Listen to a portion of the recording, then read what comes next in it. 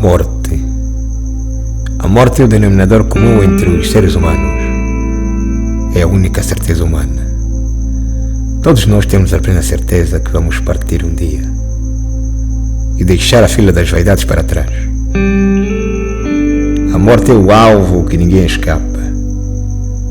Por mais quem que sejas, serás alvejado sem piedade. Mais tarde, ou muito mais cedo.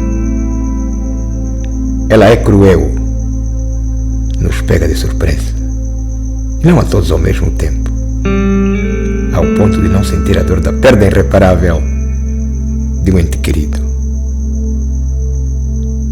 A morte usa a mesma estratégia do nascimento. Cada um tem o seu dia, mês, ano e hora. Do mesmo jeito que se alegra com o nascimento de um novo membro da família, se entristece com a morte de um ente querido. Este é o ciclo da vida. Nascimento e morte. Alegria e tristeza.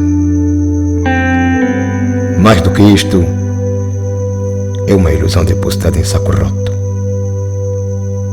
Morra aprendendo